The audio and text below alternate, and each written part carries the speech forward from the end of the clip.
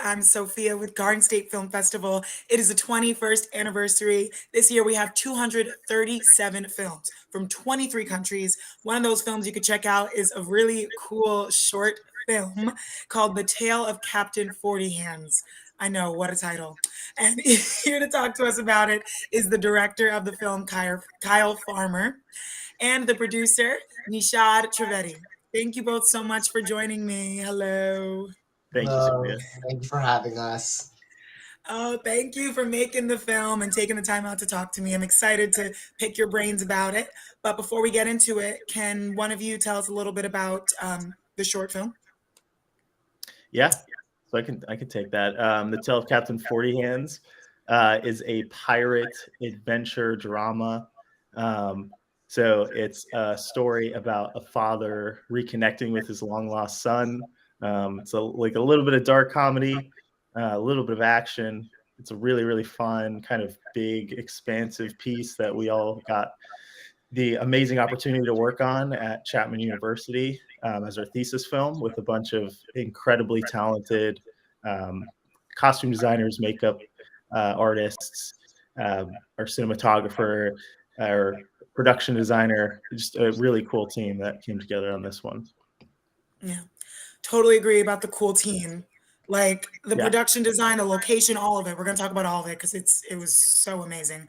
But first, I want to know how you guys got like all involved, got the crew together because I saw that Ella wrote the film and then Kyle, you directed it, and Nishad, you produced it. So how'd you guys all come together on this? Yeah, I think this was it was an interesting team effort. I'll get back to Ella. That was an interesting story, but yeah. So these are all like people that I knew since freshman year, and it was the capstone of our 4 years at Chapman, and so really it was so much fun that I got to kind of pull together the full team effort, the production designer, the cinematographer. Everyone just raised their hand and said yes, we're along for the ride. I think it was really everyone wanted to work on the big pirate film, and then costume, makeup. It was really everyone coming out of the woodshed, which was so fun, especially like post COVID, of like someone being like, "Oh, I have a friend who's a costume designer. Let's bring them in." "Oh, I have a friend who does makeup," and everyone said yes, super supportive. And so Ella actually came about. Me and Kyle, there was like an original treatment. We were going in different directions. And Kyle, you might correct me if I'm wrong, but I believe it was Ella came up to you and was like, "This is such a cool world. Let me, I know you guys are trying to figure out this story because at the end of the day, that's the bedrock of any great film." And so Ella came to Kyle with this pitch. It was fantastic, and then we went in that direction.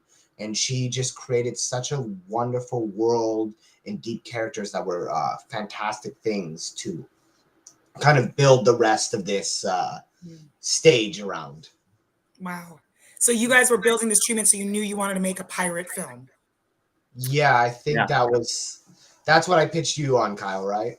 Yeah. So I mean, mostly it was we had spent all this time developing those characters, so the world was kind of that's what it all was. Is it was about who are these characters, and then creating like real backstories and like imagining a you know a series length of where all of these movies could go, but then just picking like a really small moment in time, which is always the challenge of making a short film, of course. Are you guys both like huge fans of pirate films? Like, have you ever done something in this capacity before? Yeah, no, I actually haven't really done anything kind of fantasy adventure. Wasn't my ball game, but it was like such a unique story because at the end of the day, it ended up being this actually very kind of like small and close, story, which I was really drawn to, and I always wanted to take it in that direction. And Nisha, I know you're also, you're a big fan of big Yeah, blockbuster. I think that So was, I'm a big fan of pirates, and I dive, I love the ocean. Like it's somewhere I feel super natural. And so I think we were going into, if you remember, there was a small thing that happened during our collegiate experience that kind of shut everything down. We're at home.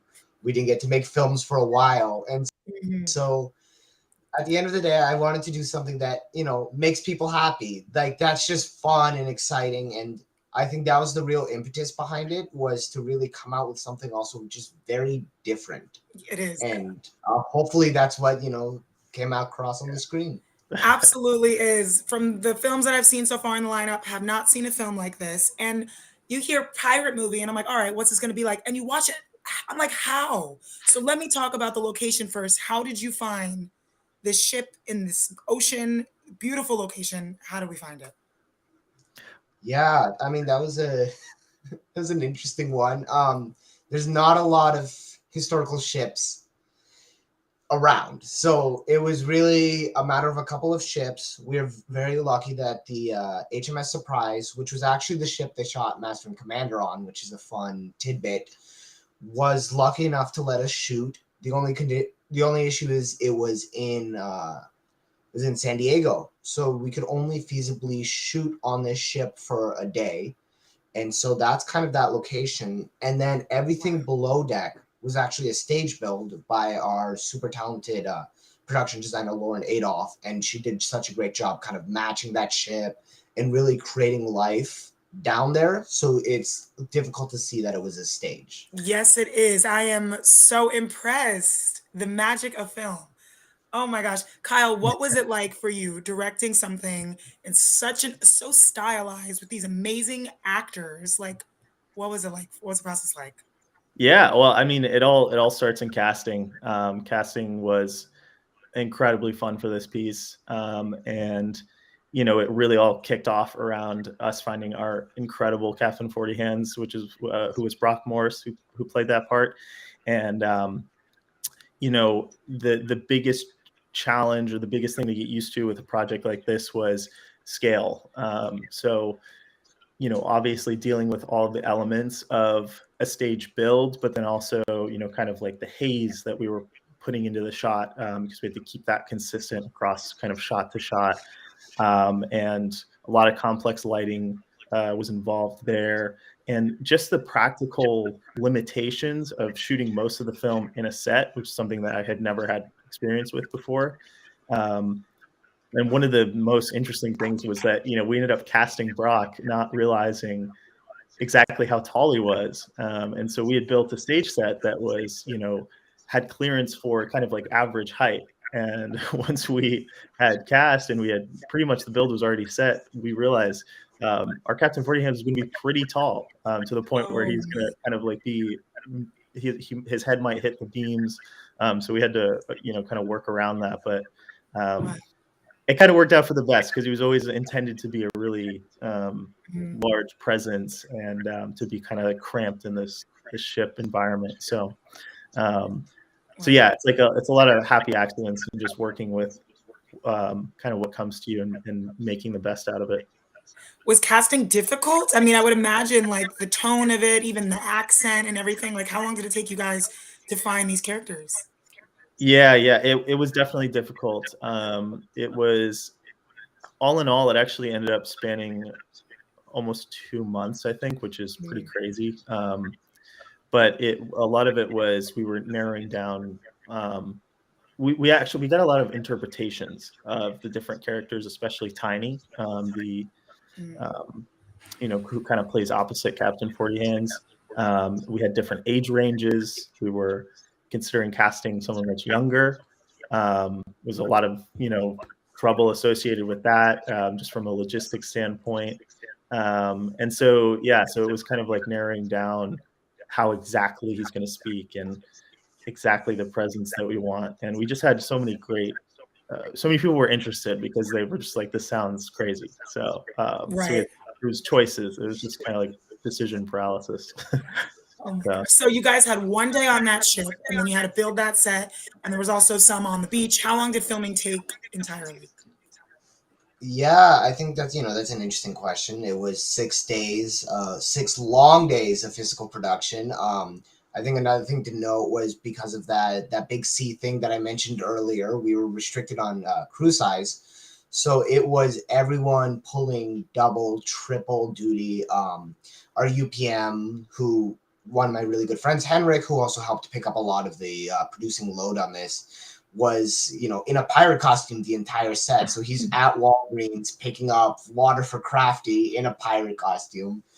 But yeah, I would say it was like 6 days of principal production. We were building that set, Kyle, I believe 3 months in advance. We started that in December, and then this has been in incubation. It was probably since May, the first inklings of an idea. Oh wow.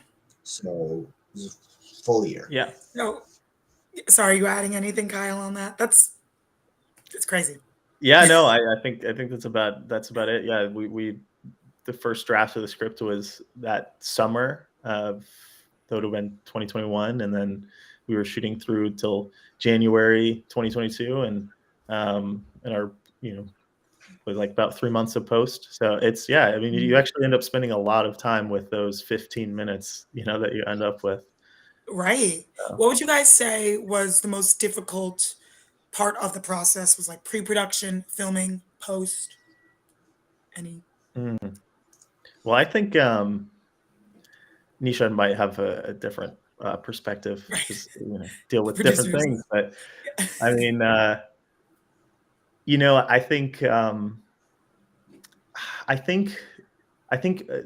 coordinating across departments and trying to like sort of oversee the stage builds, all the incredible work that Lauren did on that.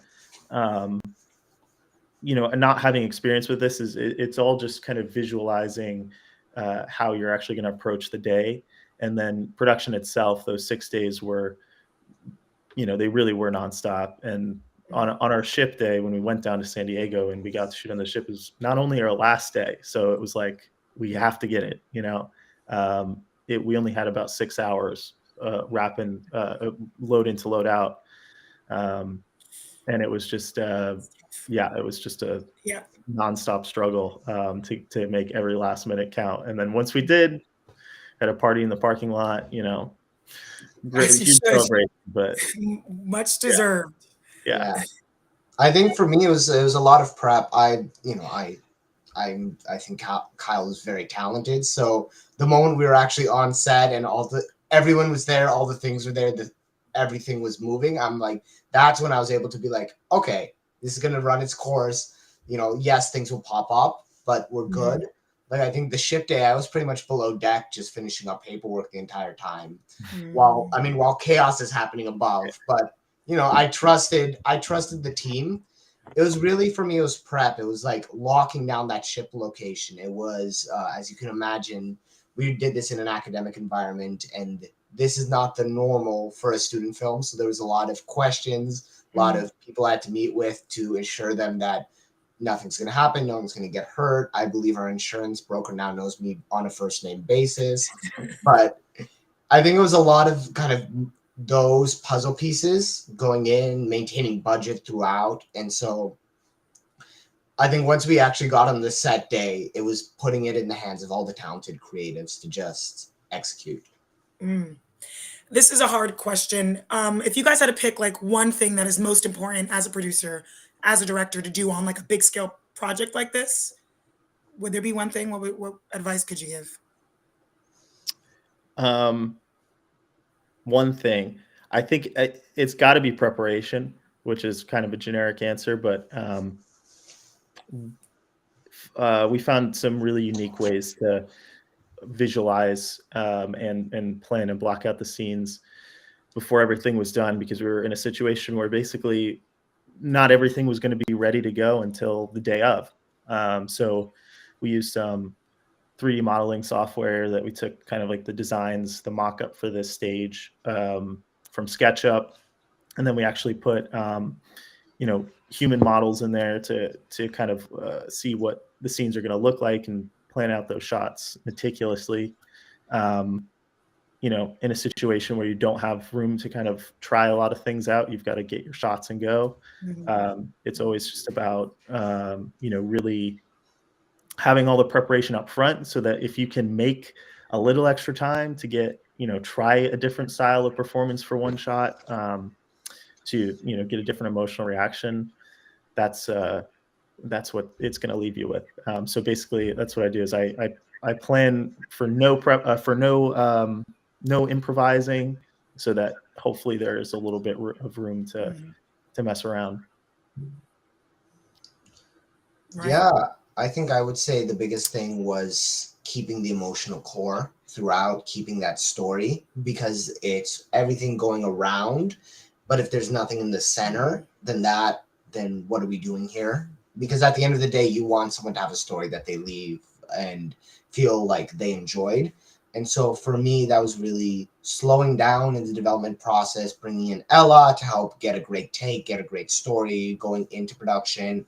I think on production specifically, there was a couple of those moments with Tiny that those just need a land to make the film. So I remember there was like a question. It was me, the first AD, Kyle, and they're like, "Hey, we need more time. We need to just cut some shots." And I'm like, "Yes, if this is the key emotional moment of the film, then let's stop it." I would think it was Kyle might correct me if I'm wrong, but I believe it was kind of that last confrontation between Tiny and 40 before he jumps the ship. We literally like got people off the set. It was a closed set. It was really maybe 5-6 people, and they just went for it for a couple hours. And I think the results show themselves on the screen. Absolutely. The story is strong. Visualization of everything's just wonderful. I can't even explain it. So, guys, thank you so much. We're running out of time, but I know you both will be at Garden State Film Festival, right? Yep. We'll be there. Love it. Let me tell everyone watching how you can see the tale of Captain Fortyhands and meet these amazing artists. It will be playing at Jersey Shore Arts Center Saturday, March 25th in the film block, 12:15 to 2 p.m. So definitely check it out. Get your tickets at www.gsff.org. You can get Parkway passes, which will get you in all the events, the panels, all the screenings, or you can get just day passes and check it all out there on the website. We'll see you at the film festival, and thank you guys again. Thank you so much. Bye.